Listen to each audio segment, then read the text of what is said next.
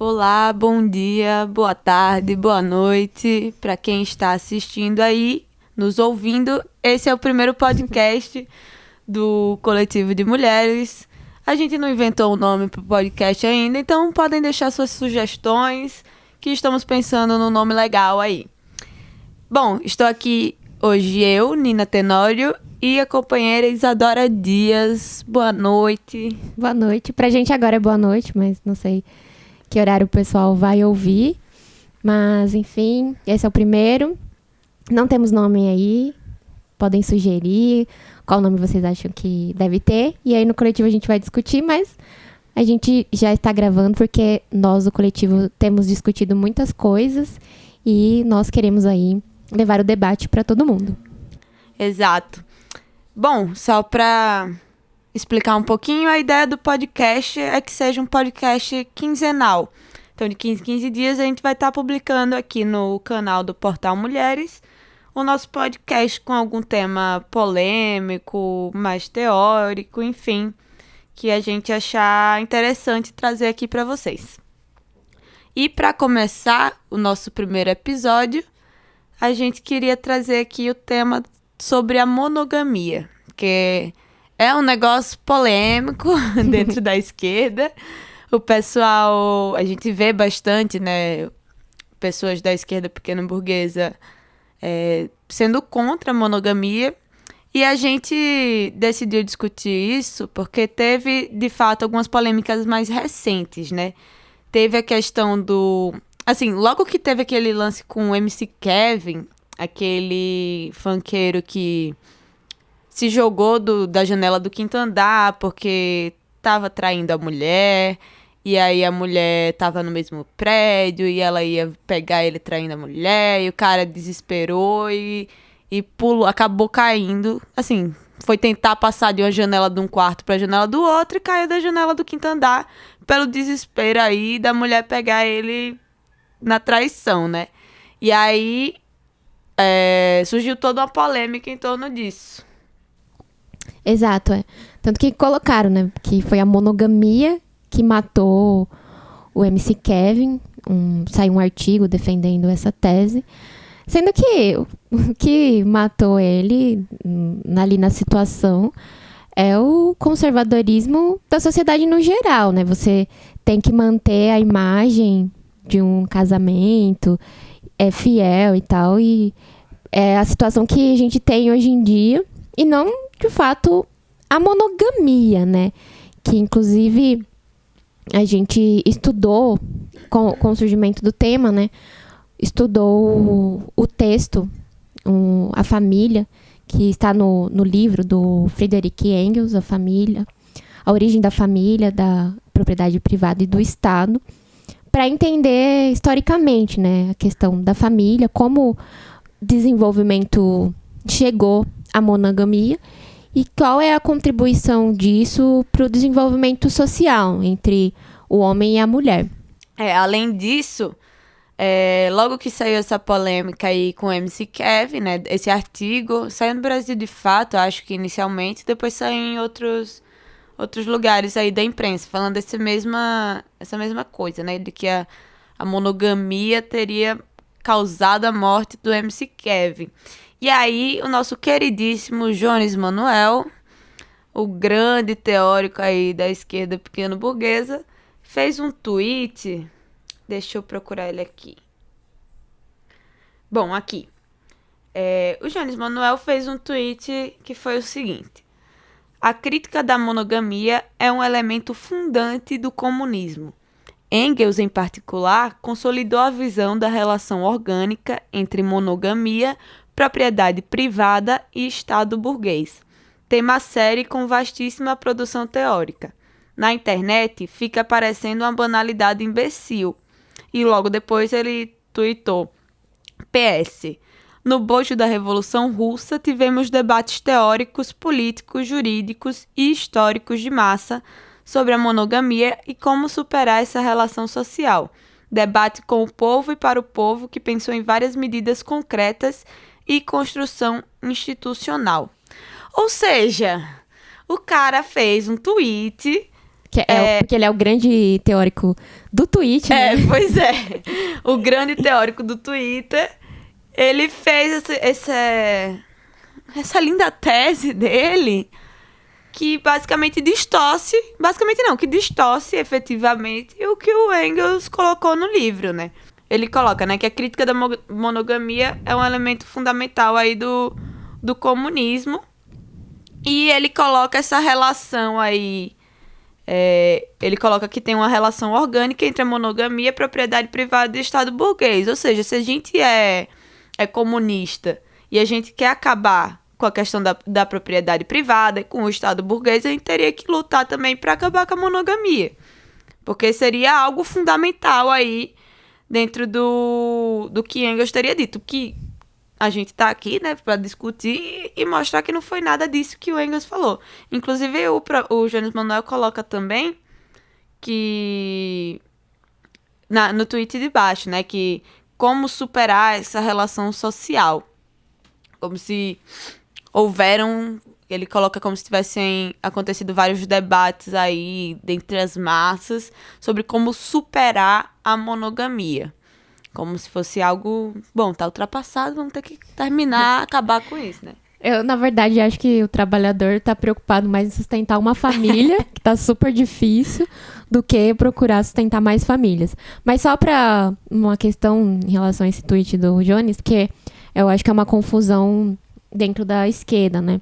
Porque o Engels, o que ele fala, né, é que o primeiro antagonismo de classes que apareceu na história coincide com o desenvolvimento do antagonismo entre o homem e a mulher na monogamia. E a primeira opressão de classes com a opressão do sexo feminino pelo masculino.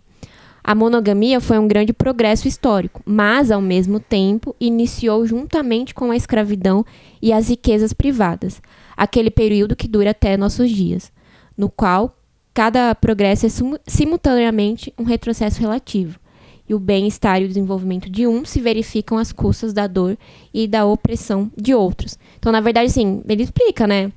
A opressão, a propriedade privada iniciou, né, junto com a monogamia, por isso que tem essa confusão de que seriam processos, assim, você tem que acabar com a propriedade privada e com a monogamia.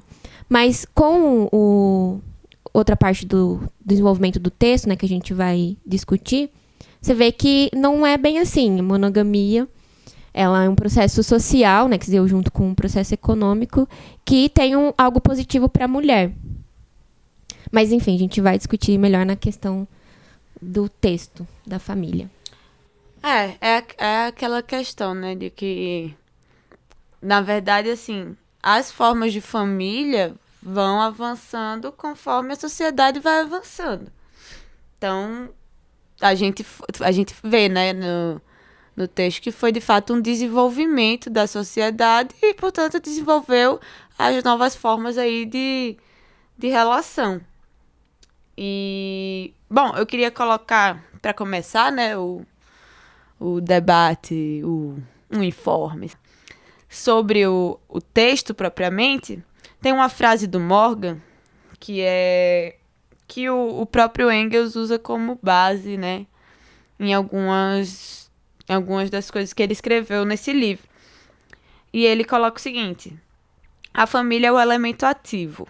Ela nunca é estacionária, mas avança de uma forma inferior para uma forma superior, à proporção que a sociedade evolui de um estágio mais baixo para um estágio mais elevado. Ou seja, é isso daí, a pessoa vai evoluindo, a família vai evoluindo de acordo com a sociedade, né? Com a evolução da sociedade. Exato. Recomendo, né? A gente recomenda a leitura do livro, né? Mas principalmente para quem quer entender melhor esse debate, esse trecho, a família, já dá para entender melhor essa questão de desenvolvimento social, né? O desenvolvimento da família, aliás, vem junto com o desenvolvimento econômico. Por exemplo, as primeiras formas de família, que são formas bem primitivas, né? Estado selvagem, reinava a relação sexual irrestrita no âmbito da tribo. Então, cada homem pertencia a cada mulher e cada mulher a cada homem. Então, era uma época do comunismo primitivo. E aí tinha a linhagem materna. Não se sabia quem era o pai, né? Porque como tinha relação com a tribo toda, então sabia quem era a mãe, não sabia quem era o pai. Isso, de certa forma, assegurava à mulher uma posição de consideração, né? Aí, a partir disso, teve a transição para o casamento monogâmico, que foi essencialmente uma obra das mulheres, para saber, né, a questão de quem era o pai dos filhos, né? E foi, de certo momento, uma transição, né, para o casamento de par. Certo momento, de certa maneira, foi uma libertação para a mulher, porque ela também, ela era era de todo mundo, né? Era da tribo. Não tinha teste de paternidade. Exato. E então, tipo, tinha muito isso, né? Também mulher era raptada por outras tribos. Ela, de fato, era um ser ali, um animal para procriar, para aumentar a tribo e tal. Então, de certa maneira, né, depois que as mulheres conquistaram essa monogamia, isso daí evoluiu para introduzir a monogamia restrita. Que a gente sabe, né, que isso é inclusive uma discussão que, de certa maneira, é uma monogamia de fato só para as mulheres. Teve, né, principalmente em outros períodos aí, na época da Grécia, os homens poderiam ter as relações que eles quisessem e as mulheres não. Então, o que eu acho interessante desse livro é que ele vai mostrando, de fato, a evolução, né? Como que vai se dando a evolução e a organização da família, que isso vai se dando de forma diferente em vários lugares, é o tal do desenvolvimento desigual e combinado, mas que, assim, em alguns lugares vai avançando. Por exemplo, essa forma de família que a Isa falou, que nela colocou, é num período, num estado selvagem. E a família monogâmica, ela começa a surgir aí como uma família de um par, né? Entre o estágio intermediário e o estágio superior da barbárie. Entre ali a parte que o homem começou a criar gado, domar os animais e tal, até mais ou menos ali na parte da fusão do minério de ferro e tal. E aí, a vitória definitiva aí da monogamia, da família monogâmica, é uma das marcas aí distintivas da civilização. É uma época aí de aprendizado do processamento dos produtos naturais, da indústria propriamente dita, e da arte e da escrita e tal. Então é um período mais avançado, digamos assim, da sociedade, né? Que começa a surgir a família monogâmica. Ela é marcada, uma das coisas mais marcantes aí desse período da civilização. E aí surge a propriedade privada. Você vê, né? O desenvolvimento histórico, ele é contraditório, né?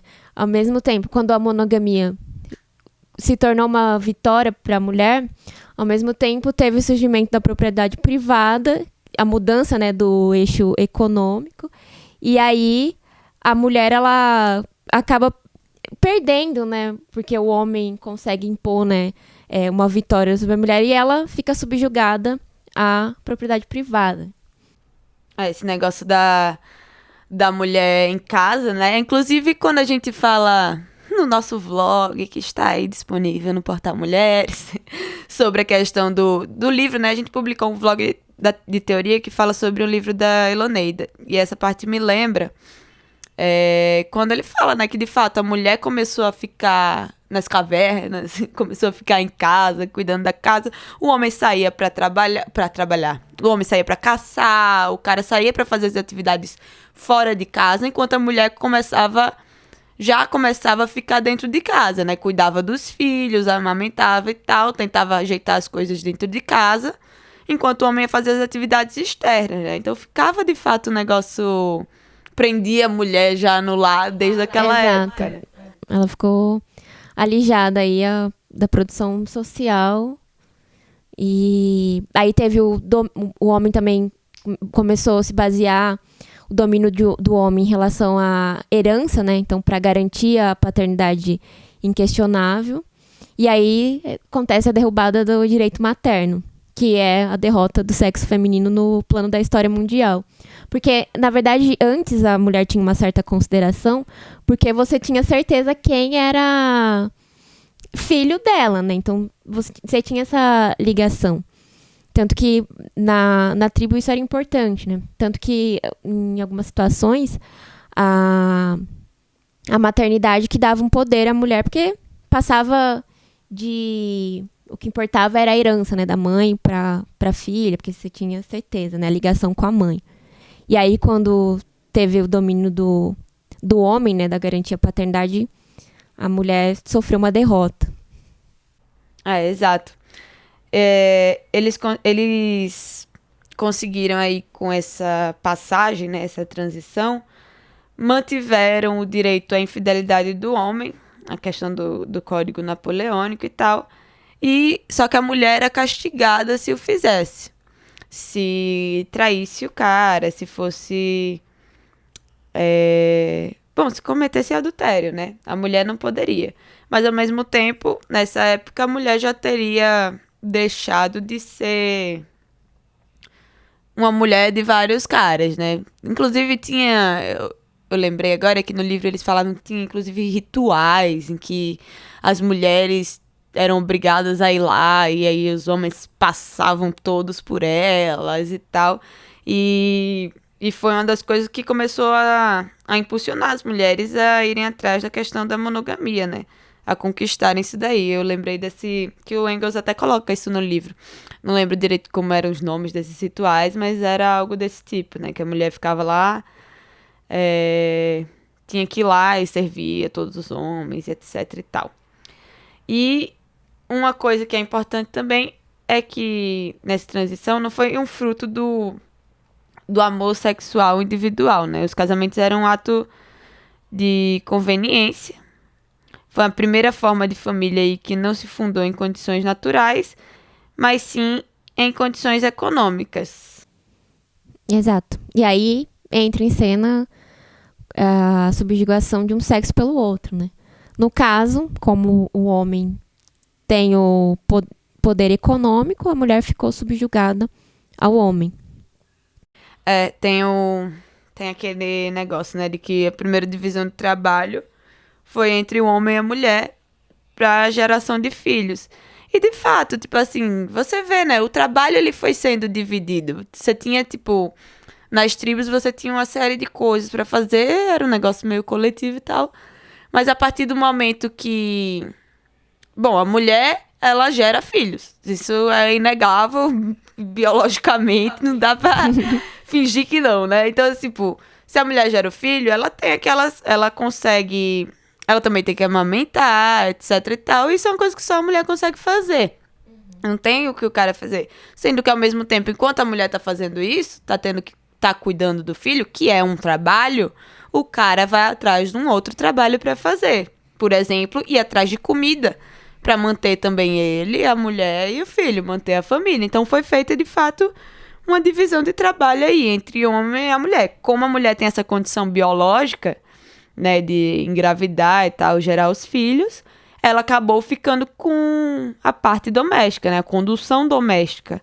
Enquanto o cara, além de não gerar filhos, também tem as condições biológicas mais envolvidas, né, o cara é mais forte, etc e tal, então ia lá caçar, meio que foi dividido o trabalho de acordo com isso daí. Bom, aí, isso aqui volta um pouquinho à frase que eu já até citei, né, do próprio Engels, que foi um processo histórico, mas inaugura ao lado da escravidão e da propriedade privada, época que pendura até hoje, em que cada progresso constitui simultaneamente um retrocesso relativo, em que o bem-estar e o desenvolvimento de um se impõe pela dor e pela opressão de outros. É a monogamia, né? Isso aqui, o resumo. Exato. Bom, sobre a questão da família monogâmica na classe trabalhadora, né? Porque, assim, entre a classe trabalhadora já foram eliminados aí os fundamentos da monogamia clássica, que é a questão da da propriedade. A classe trabalhadora não tem propriedade, afinal de contas, né? O pessoal, quem tem propriedade são as pessoas das classes mais altas, etc. Então a indústria tirou a mulher de casa e transferiu ela para a fábrica. Muitas vezes a mulher, inclusive, da classe trabalhadora é a provedora da família, né? Bom, mas com a classe trabalhadora, surge também a relação monogâmica na classe trabalhadora possibilita o surgimento das relações por amor, né? Porque você não tem propriedade, são dois aí seres sem propriedade, então se você vai basear uma relação, você pode basear a relação em um interesse pelo outro, né?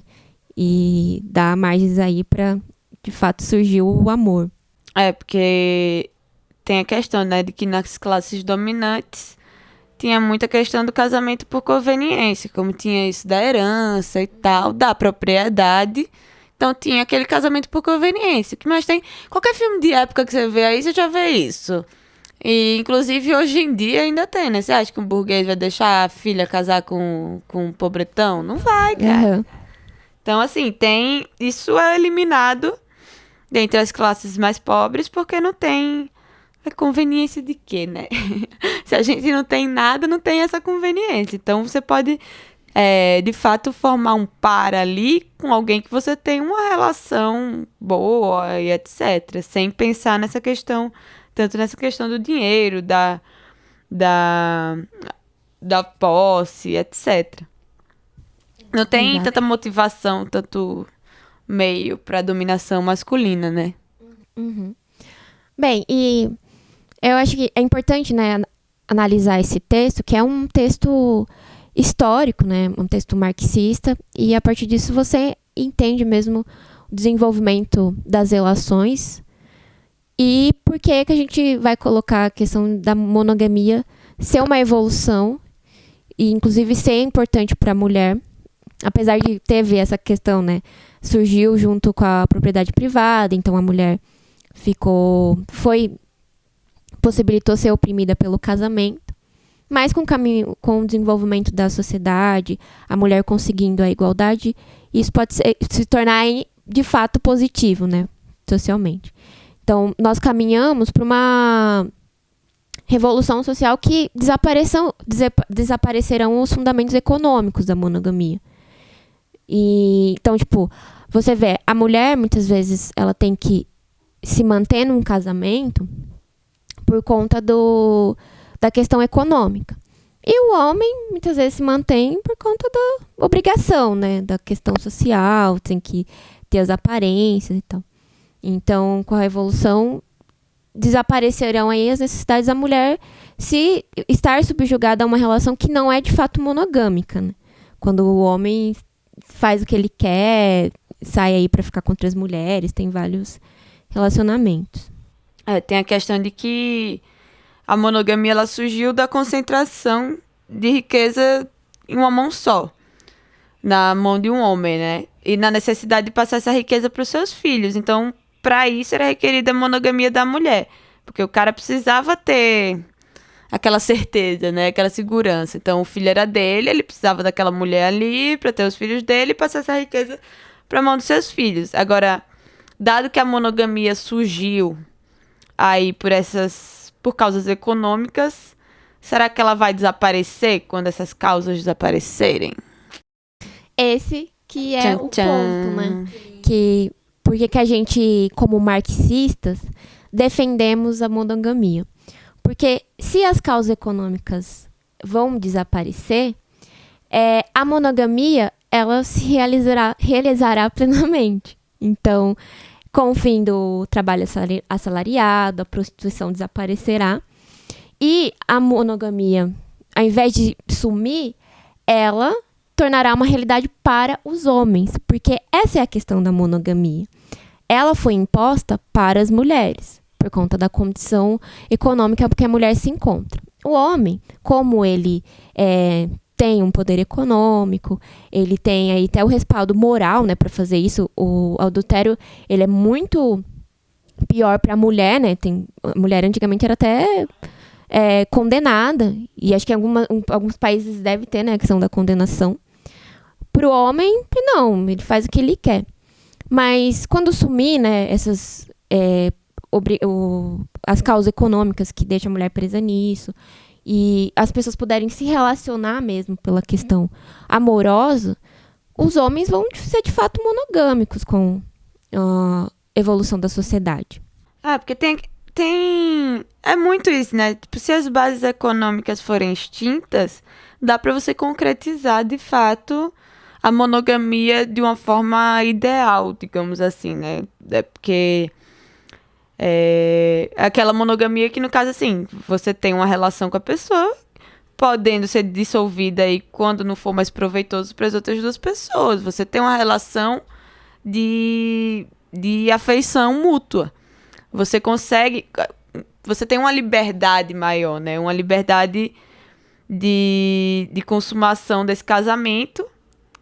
Você vai ter essa liberdade quando a eliminação da produção capitalista acontecer. Quando isso acontecer, não vai ter mais nenhuma outra motivação além disso daí, né? De você tá ali, você gosta de uma pessoa, não tem aqueles entraves econômicos. Você pode simplesmente conhecer essa pessoa, gostar dessa pessoa, desenvolver um relacionamento social com essa pessoa.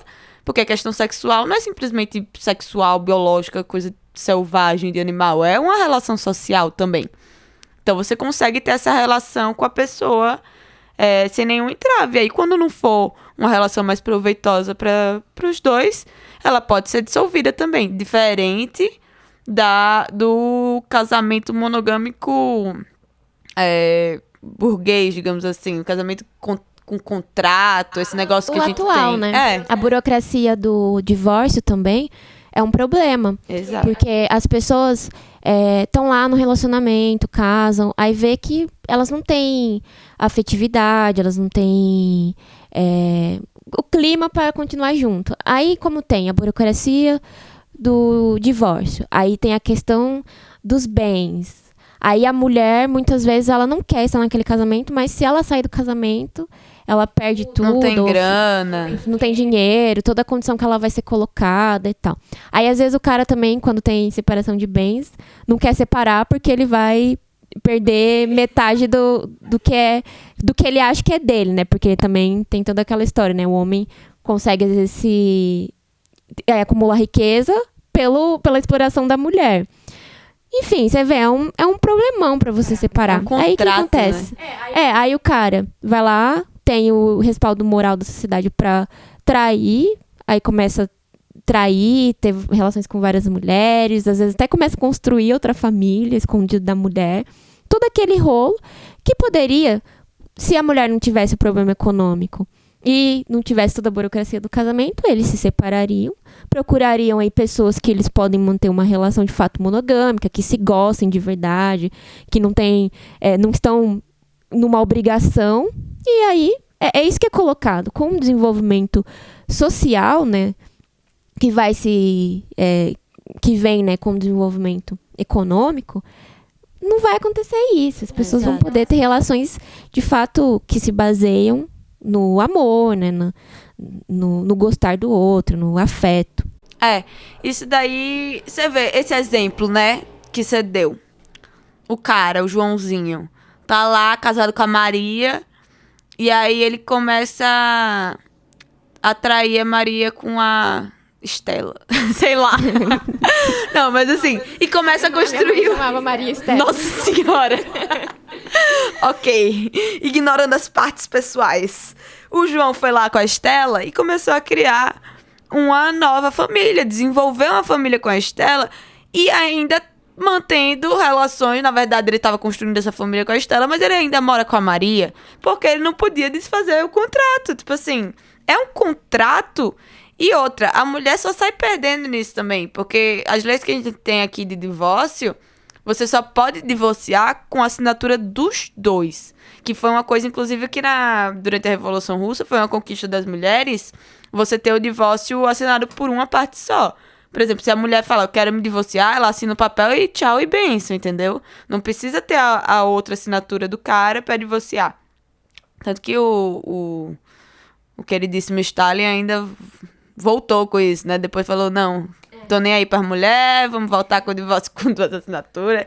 Mas enfim, tipo assim, se o João e a Maria não tivessem essas questões econômicas envolvidas, João ia estar lá construindo a família com a Estela e a Maria ia encontrar o José, sei lá, ia fazer outra família, entendeu? Não precisa manter um negócio facesso, tipo, os caras não estão se gostando mais, o relacionamento não tá mais dando certo, e aí você continua simplesmente por questões burocráticas e econômicas, você fica dependendo do dinheiro ali daquela pessoa, enfim. Certo. Exato. Bem, e eu acho importante a gente destacar uma questão de que, por exemplo, vamos acabar com a monogamia, então. Já que a gente, junto com a propriedade privada, tem que acabar com a monogamia, não sei o quê. Mas, baseando no regime que a gente vive agora, no regime capitalista, a monogamia, ela é legal. Então, você não pode ter vários casamentos. Por lei, você não pode fazer isso. Você tem que ter uma família, tem que casar com uma pessoa só e tal. Se isso acabasse, quem teria condição, de fato, de fazer isso são os homens. Tanto que, historicamente, foi mostrado isso, né? Que os homens tinham várias famílias e o avanço para a monogamia foi um avanço para a mulher. Então, a mulher seria mais reprimida agora, porque você vê, esse negócio da poligamia, ele existe em locais, né, em países que você tem uma forte influência da religião, que é um negócio conservador, reacionário. Então, por exemplo, os mormons, no Islã, na religião islâmica, o homem pode ter várias mulheres. Então, se acabasse a legalidade da monogamia, a gente ia virar uma Arábia Saudita. E a gente sabe que a condição da mulher não é positiva nesses lugares. Porque é uma coisa reacionária mesmo, conservadora. Se no desenvolvimento histórico das famílias a monogamia foi uma evolução benéfica para a mulher, apesar de a confusão ela surgiu junto com a propriedade privada, mas no geral ela foi uma evolução positiva para a mulher. E a gente sabe que pela condição biológica da mulher, não tem como ela ter relações com vários homens. A mulher engravida, ela tem aquele período que ela tá grávida, é impossível. A gente vê que, claro, biologicamente falando, ter relações com várias mulheres é sempre mais possível para os homens. Foi sempre assim, né? E tem inclusive aquela situação lá do Lênin, né? Porque tinham polêmicas na época aí sobre a questão da teoria do copo d'água, né? Que foi um negócio polêmico. Tem um texto aí da Clara Zetkin, de 1920, por aí, e que ela coloca, assim, algumas conversas que ela teve com Lênin justamente sobre essa questão da teoria do copo d'água. O Lênin considera essa famosa teoria aí do copo d'água como uma teoria não marxista, uma teoria antissocial.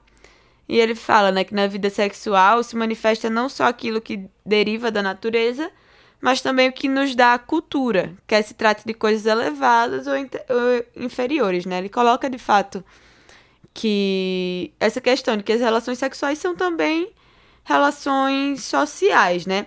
E aí tem uma citação interessante, de quando ele fala mais propriamente da teoria do copo d'água, que ele fala o seguinte,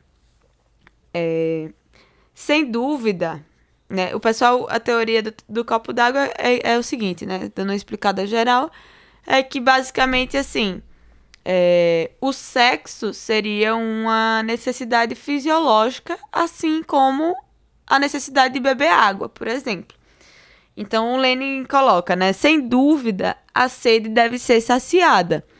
Mas será que um homem normal, em condições igualmente normais, se deitará no chão, na rua, para beber água suja de um lameiro? Ou beberá em um copo marcado nas beiradas por dezenas de outros lábios? Todavia, o mais importante é o aspecto social. De fato, beber água é coisa pessoal.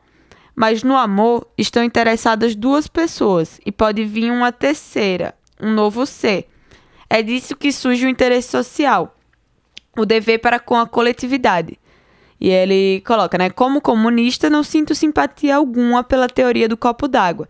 Embora traga a etiqueta de amor livre, além de não ser comunista, essa teoria nem é nova sequer. Recordai-vos certamente de que foi pregada na literatura em meados do século passado, no século XIX, como a emancipação do coração, que a prática burguesa transformou depois em emancipação da carne. Então se pregava com mais talento que hoje. Quanto à prática, não posso julgá-la. Não é um julgamento moral, né, da questão. Mas você vê que é interessante porque o negócio do amor livre, o pessoal apresenta como, olha, a modernidade, olha, isso é o mais novo que tem, mas era um negócio antigo. E se você for pensar, lá em Idade da Pedra, o amor era livre, né? A mulher tava lá bebendo água e chegava um cara e transava com ela. A Guerra do Fogo é um filme que mostra o ser humano na Idade da Pedra. É um filme muito interessante, inclusive, é um dos melhores na representação do homem primitivo. E a mulher tava lá tomando água, num laguinho assim, ela e outra mulher. E aí chega um homem e começa a ter relação com ela. Ela baixou assim pra beber água e ele vem por trás e inicia lá o sexo. Então você vê, o amor totalmente livre, né? Não significa que é um negócio evoluído, né? Que representa uma evolução. Tanto que você vê, esse negócio da relação é importante. E relação sexual não é uma coisa assim, relação sexual é uma coisa natural, vamos fazer de qualquer jeito. Pelo contrário, tem até uma citação do Marx, que ele fala, a relação sexual é a mais natural dentro da sociedade. E o grau de desenvolvimento das mulheres dá o grau de desenvolvimento da sociedade. Quer dizer, se a mulher é tratada como um mero instrumento sexual, a sociedade está lá embaixo. Mas se é tratada como uma pessoa, a sociedade está lá em cima, no desenvolvimento social. As mulheres, na poligamia, são como um gado. E estão para o prazer sexual do homem. Porque, de fato, você vê, esse casamento poligâmico, não é porque existe uma consideração, esse homem ama tanto as mulheres, respeita tanto que ele quer ter várias. Não, ele, assim, trata de fato como um gado, como as mulheres ali, na verdade, são propriedade dele. Ele tem quantas mulheres ele pode ter, porque isso está relacionado também à condição econômica do homem. E aí a mulher é tratada de qualquer jeito. A gente falou, né, se a monogamia deixasse de ser algo, tá baseado na lei, você teria várias mulheres, igual na Arábia Saudita, e a gente sabe que não é um lugar que a mulher é respeitada. Então, isso já mostra, a gente tem vários exemplos aí, tem análise histórica da situação, que não é um negócio avançado. E aí você vê que a esquerda traz esse debate, né, como se, não, o amor livre, tudo isso é um negócio evoluído, não é? E como esse texto, essa citação do Lenin coloca, é um negócio já ultrapassado, né? Você pode... uma coisa importante que dessa citação do Lenin, né, contra a teoria do copo d'água, é que você tem que ter um certo nível de relação social com a outra pessoa, porque isso pode gerar um filho. E a Nina estava até comentando uma situação de uma conhecida sua, né, Nina? Então. O que dá você ter relação com uma pessoa que não tem responsabilidade com você? Não, pois é. Eu tava comentando, né, de uma amiga minha, uma menina que estudava comigo em Maceió, que ela teve um relacionamento com um cara e tal, nessas viagens de, sou livre, amor livre, todo mundo fica o que quiser, não sei o que, engravidou. E aí, a liberdade do homem estava lá, né? Então, ele, como um cara em qualquer relacionamento aberto faria, abandonou ela lá com a filha. E ela ficou... ficou mãe solteira, né? Cuidou da filha, tananana. Teve vários outros relacionamentos, ainda com essa loucura de amor aberto, amor livre, não sei o quê. Mas principalmente com mulheres, ela começou a namorar mulheres e tal. E aí, depois de 9 anos com a filha, ela criando a filha, tananã, encontrou de novo esse cara e resolveram entrar novamente num relacionamento aberto. E adivinhem só o que aconteceu. A filhinha dela recebeu um irmão. E o cara novamente abandonou ela, porque ficava nessa noia de relacionamento aberto, etc e tal. E o que aconteceu com a mulher? Ela ficou sozinha pra cuidar de 2 crianças. Tipo assim, ela retardou várias coisas da vida dela depois de que ela teve que cuidar sozinha da primeira filha. E aí depois ainda engravidou do segundo filho, né? E aconteceu o mesmo filme, tudo de novo. Você vê, a relação sexual ela pode ter uma consequência, né? E nem sempre... aliás, sempre ela é negativa para as mulheres, né? Exato. O cara vai lá, que lindo, né? Relação sexual, algo natural. Beleza, aí vem uma criança e o cara faz tchau, tchau. Exato. Ele tem o respaldo para fazer isso. Na nossa sociedade, a gente sabe que o cara, ele pode... É até meio que natural... Às vezes o cara ir embora, a mãe criar sozinha e tal. E eu acho que mais coisas sobre essa questão do amor livre é que eu vejo assim, pro homem de esquerda, é uma desculpa para ele ter várias mulheres, para ele esconder o fato que ele acha que a mulher é inferior mesmo, tratar ela como um simples objeto sexual. Porque eu conheci uma moça que ela disse que estava num relacionamento com um cara, era uma moça de esquerda, esse cara também que ela conheceu era de esquerda, e eles estavam lá namorando e tal, o cara veio e propôs amor livre.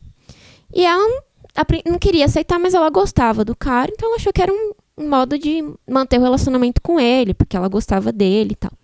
E aí, na verdade, assim, o amor livre era pra ele, porque ele foi numa viagem com uma das meninas que ele estava se relacionando, deixou a outra menina lá, que ele tinha um relacionamento, né? E aí, ela ficou meio que sem contato com ele e tal. Claro, o cara foi viajar, né? Ter a viagem romântica dele. Ele não estava se importando com a menina. E aí, depois ela foi descobrir, pelas redes sociais da outra menina, que era uma viagem de fato romântica pro cara pedir a outra menina em casamento. Então, vê, o que ele fez? Ele propôs amor livre pra manter ali uma mulher, pra ele manter relação sexual, mas na hora que apareceu uma outra, ele foi lá... Que ele se interessou mais. Exato, foi lá e propôs casamento pra outra. Então, pra mim, assim, é um negócio pra esconder, porque o cara de direita, ele faz até graça com isso de trair a mulher, né, entre os amigos. Ai, nossa, traiu mesmo, paga como garanhão, e na verdade, às vezes, isso é bem aceito mesmo. Mas aí o cara de esquerda quer esconder, né, que no fundo ele acha que a mulher é inferior, ele vai lá e inventa isso de amor livre. Não, amor livre, você é uma mulher empoderada, você também pode se relacionar com outros homens. E eu acho que isso também é uma outra coisa que a mulher da esquerda pequeno-burguesa confunde, porque é colocado isso como amor livre, meu corpo, eu faço o que eu quiser, eu posso ter relações sexuais com vários homens, e apresenta isso como uma emancipação da mulher. Sendo que não é. Isso daí, tipo, é a mulher cumprindo um papel que ela sempre cumpriu de objeto sexual. Quem sai ganhando com isso são os homens. Que ótimo que você vai ter relação sexual comigo, você não tá esperando de mim nada além disso. Ela pode engravidar e o cara não tinha nenhuma relação com ela mesmo, então fica mais fácil ainda pra ele chispar fora e deixar a mulher nessa situação. Então, tipo, é um negócio assim, trata-se de emancipação da mulher, nem nada perto disso. Trata-se aí de também, mulher, só porque ela pode transar com qualquer um, ela é uma pessoa emancipada? Longe disso. Não, eu acho que, além de não ser nada como a emancipação da mulher, é justamente o contrário, é um retrocesso muito grande. Tipo assim, a gente se colocou aqui, né? A gente não, o Engels colocou, a gente só veio falar pra vocês. Mas foi colocado que, de fato, a monogamia foi uma conquista para as mulheres daquela época. Elas estavam sendo usadas aí por vários homens e para elas foi uma conquista. E aí chega agora com essa política de empoderamento, que é uma política do imperialismo, mas que a esquerda caiu como um patinho. E E vem com essa de amor livre, etc e tal. Mas é um retrocesso imenso para as mulheres, isso daí. Não tem essa questão de liberdade, nem nada do tipo. Na verdade, uma política aí que os homens dessa esquerda pequeno-burguesa defendem como uma forma de defesa da libertinagem, do negócio assim, pura sacanagem, sabe? Tipo, o cara vai ser beneficiado com isso. As mulheres não. O que mais você vê desse negócio de amor livre é isso. Tipo, sei lá, você vê trocentos exemplos do cara... o cara fica com várias menininhas, etc e tal, assim... Num ambiente de faculdade, por exemplo, é uma coisa que você vê muito. O cara tá ali com a menina, fica com várias outras, inclusive as amigas da menina. E se a menina vai se engraçar pra um outro, aí pronto, acabou uma crise, nossa, absurda, nananana. Então, assim, você vê que é um negócio que não dá certo e é um retrocesso grande pras mulheres. E é um negócio, assim, antissocial no último, assim, né? O Lenin, ele colocou, eu citei a frase dele aqui, e, de fato, é um negócio que antes ainda tinha o negócio da defesa dos relacionamentos grupais, né? Por grupos. Então, meio que não era muito bom para as mulheres, porque mesmo assim era um grupo, mas pelo menos era um casamento entre pessoas, entre um grupo específico. Esse negócio agora não é nem isso, é você simplesmente não ter um relacionamento com a pessoa, você não cria nenhum tipo de relação social com essa pessoa, você não conhece a pessoa direito, você não procura conhecer, você não procura se aprofundar, discutir os interesses, etc. Você cria uma relação sem relação, basicamente. Exato. E é importante, acho que, pensar que essa discussão aparece na esquerda justamente no momento que a gente está num período de total decadência do capitalismo. Então, é comum que, dentro dessa decadência, a burguesia imponha também uma decadência nas relações sociais. Porque isso é um negócio da burguesia. A burguesia tem essas manias, como é uma... junto, né, com a classe média, que leva para a esquerda, que traz nessa discussão, uma classe social parasitária. Eles têm tempo suficiente também para ficar pensando nessas coisas. E aí, eles que levam adiante uma decadência das relações sociais, que é, como colocado, como a gente apresentou, uma decadência para a mulher. Acho que isso é o fundamental, né, de pensar sobre o assunto, e por isso que a gente até colocou, né, em discussão no coletivo e tal, porque nós que estamos preocupados de fato com a emancipação, com a evolução das relações sociais para que a mulher viva numa sociedade melhor, você tem que analisar de fato se isso seria positivo. E acho que só para finalizar, em relação ao texto do Engels, tem uma citação do Morgan que ele coloca, né, que se reconhece o fato de que a família tem atravessado sucessivamente 4 formas e se encontra atualmente na 5ª forma, coloca-se a questão de saber se esta forma pode ser duradoura no futuro. A única coisa que se pode responder é que a família deve progredir na medida em que progride a sociedade, que deve modificar-se na medida em que a sociedade se modifique, como sucedeu até agora. A família é produto do sistema social e refletirá o estado de cultura desse sistema. Tendo a família monogâmica melhorado a partir do começo da civilização, e de uma maneira muito notável nos tempos modernos, é lícito, pelo menos, supor que seja capaz de continuar seu aperfeiçoamento até que chegue à igualdade entre os 2 sexos. Se, num futuro remoto, a família monogâmica não mais atender às exigências sociais, é impossível predizer a natureza da família que a sucederá. Então, no socialismo, vamos pensar assim, a gente também não sabe assim como, se fato, a família monogâmica ela vai se manter, mas a gente fala assim da família monogâmica verdadeira, quando a monogamia também for algo para o homem. Mas a gente vê que a gente caminha para uma evolução do negócio. E eu acho assim que esse negócio da poligamia agora, de todo mundo se relaciona com um negócio, é um negócio já ultrapassado pro desenvolvimento social. Acho que ele não tá mais colocado. A gente tem que pensar como é colocado, né?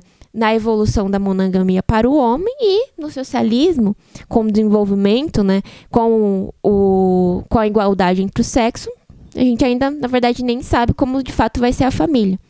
Mas vai ser algo mais evoluído, né? Não, com certeza. Eu acho que só uma coisa que eu queria colocar também é que tem a pequena burguesia, esses caras, tipo Jones Manuel, etc., que vem aparecendo esses pseudo-intelectuais do Twitter, eles têm essa sensação aí de que atingiram o ápice da liberdade com essas coisas, né? Com esse tipo de política e tal. Inventam qualquer tipo de coisas desse tipo. E a burguesia deixa, porque assim, desde que não faça nada que comprometa o regime e a propriedade privada, fique à vontade, entendeu? Crie todo e qualquer tipo de política maluca. Que nem aquele negócio de queimar estátua, sabe? A burguesia tá cagando e andando pra isso aí. O que isso vai mudar? O que vai atingir? Agora não vai atingir nada. A opressão de hoje eles não estão mexendo, entendeu? Então isso é a mesma coisa. Eles vão inventar questões e questões aí pra serem colocadas, iludir, inclusive, as mulheres com esse tipo de política, porque é uma ilusão. Você não vai ter liberdade nenhuma com isso daí. Então você ilude as pessoas com esse tipo de política, a burguesia não tá nem aí, deixa você fazer, porque não vai alterar em absolutamente nada pra burguesia, e você ainda fica aí achando que você tem algum tipo de liberdade maior, de proximidade com a emancipação, empoderamento, seja lá o que for que eles colocam. Então é um negócio assim, pode inventar o que for. Não adianta... A ideia não vai mudar a questão concreta, né? Você tem que ver o negócio de uma forma material e tal. Então, o pessoal tá investindo aí nessas... Inclusive a burguesia, o imperialismo, vem investindo nessas políticas identitárias, essas questões, assim, que é também uma forma de ilusão, uma forma de enganação das mulheres. Pura demagogia. A gente já viu a CIA aí... colocando vazaram documentos da CIA colocando aí que as mulheres, para usar o feminismo para dar uma contida aí no pessoal. Então assim, isso também é uma forma de demagogia do pessoal, né? De tipo, isso aqui, amor livre, tananã, revolução das mulheres, sexual e tal, mas que no fim as mulheres estão sendo mais oprimidas, né? Sendo que a propriedade privada, que é o que de fato fez a monogamia ser vamos dizer, um modo de opressão contra a mulher, ninguém tá falando disso, né? Tanto que você vê aí que os setores que trazem essa discussão de acabar com a monogamia são a esquerda pequeno burguesa, que não quer fazer uma luta de fato revolucionária e começa a colocar outras pautas como se isso fosse importante. Se a gente for pensar de fato na consequência disso, a monogamia é o que a gente falou, vai apenas ser mais uma opressão contra a mulher. O cara vai poder ter várias famílias, tratar a mulher como objeto sexual, etc. E agora, e se você acabar de fato com a propriedade privada? Que é o que levará ao desenvolvimento da nossa sociedade e, consequentemente, o desenvolvimento para as mulheres, da relação com a mulher, a igualdade para a mulher e tal. Exato. Então, acho que a gente está precisando encerrar, mas só para deixar um aviso aí, nós vamos fazer outro episódio discutindo a monogamia. Tem uma polêmica aí para fazer com a Marília Moscou. Ela tanto escreveu uma matéria como deu uma entrevista falando sobre a monogamia, e aí a gente falando contra a monogamia, né? Falando contra, tanto que um texto a monogamia é norma opressiva, e a entrevista a monogamia deve morrer. Então, a gente vai fazer uma polêmica com os argumentos dela, né? E também fica convite aí pro pessoal colocar questões também, dúvidas, outros argumentos que no próximo episódio a gente pode trazer aí, rebater esses argumentos e tal. Responder, né? Responder as perguntas. Bom, Eu queria... antes de terminar, eu queria fazer só um comentário, que eu lembrei do que você falou da Arábia Saudita. E eu lembrei de uma coisa assim, que o pessoal tenta fazer essa ilusão, né? Tenta iludir o pessoal, dizendo que precisa ter igualdade sexual. Mas se você aplicar o mesmo critério aí para pessoas que estão num estágio desigual, o resultado vai ser diferente, né? Veja o exemplo, tipo, um cara com 50 mulheres e uma mulher com 50 caras. A desgraça que não ia ser, né? Pelo amor de Deus. Pra mulher não seria muito bom. Não seria muito agradável, não. Mas, enfim, bom, eu queria colocar aqui para o pessoal deixar, de fato, dúvidas, comentários, sugestões aí para o nosso próximo podcast.